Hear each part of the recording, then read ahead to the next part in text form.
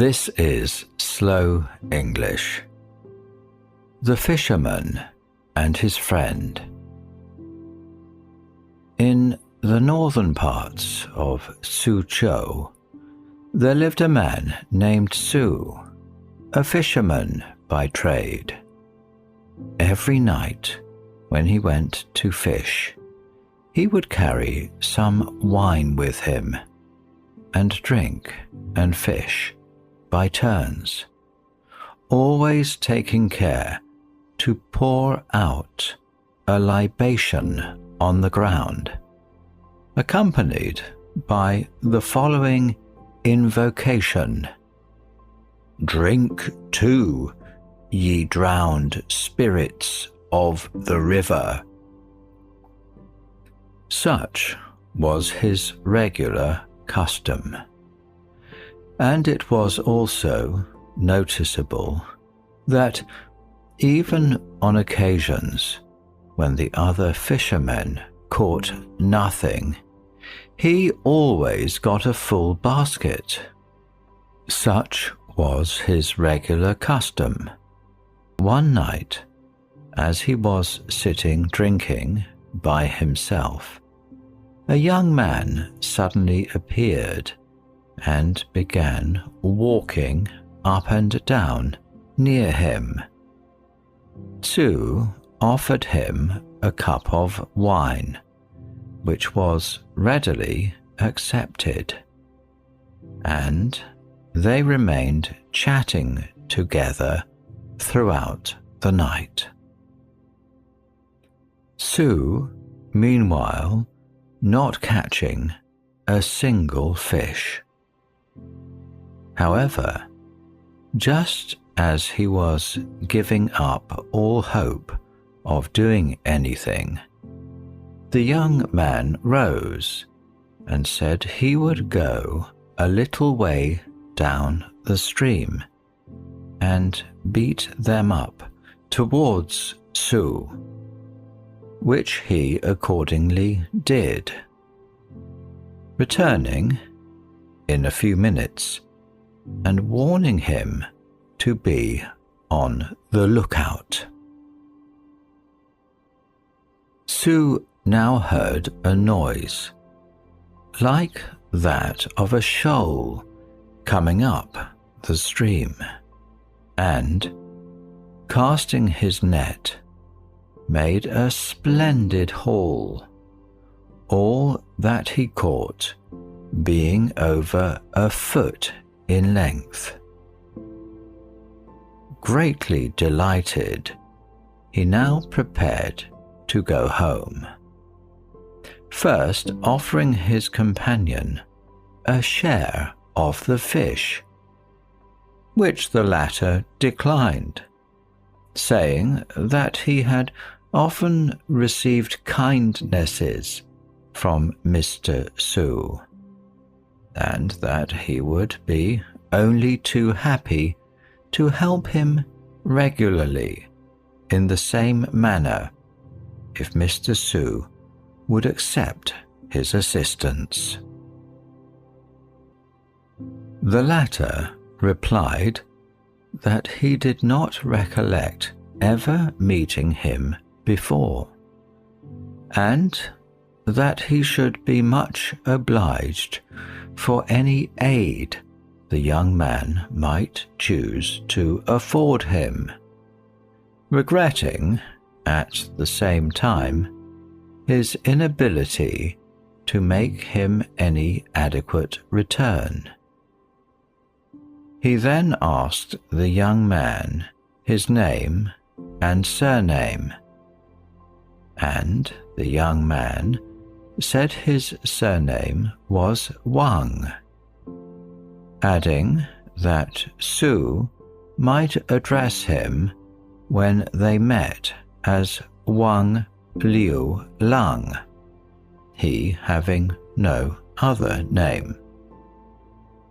Thereupon they parted, and the next day Su sold his fish and bought some more wine, with which he repaired as usual to the river bank.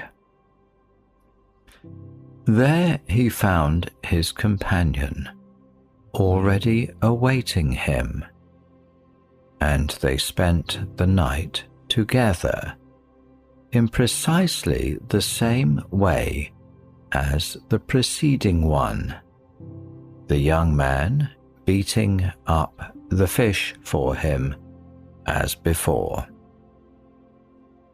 This went on for some months, until, at length, one evening, the young man, with many expressions of his thanks and his regrets, told Sue that they were about to part forever.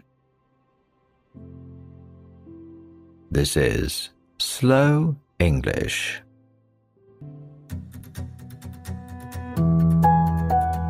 MI Radio. Hear it. Feel it. Love it. It's Slow English. Much alarmed by the melancholy tone in which his friend had communicated this news, Sue was on the point of asking for an explanation when the young man stopped him and himself proceeded as follows. The friendship that has grown up between us is truly surprising, and now that we shall meet no more, there is no harm in telling you the whole truth. I am a disembodied spirit, the soul of one who was drowned in this river when tipsy. I have been here many years, and your former success in fishing was due to the fact that I used secretly to beat up the fish towards you in return for the libations you were accustomed to pour out. Tomorrow my time is up. My substitute will arrive, and I shall be born again in the world of mortals. We have but this one evening left, and I, therefore, take advantage of it to express my feelings to you. On hearing these words, Sue was at first very much alarmed. However, he had grown so accustomed to his friend's society that his fears soon passed away, and, filling up a goblet, he said with a sigh, "Liu Lang, old fellow, drink this up, and away with melancholy. It's hard to lose you, but I'm glad enough for your sake, and won't think of my own sorrow." He then inquired of Liu Lang who was to be his substitute, to which the latter replied, "Come to the river bank tomorrow afternoon, and you'll see a woman drowned. She is the one." Just then, the village cocks began to crow, and, with tears in their eyes, the two friends bade each other farewell.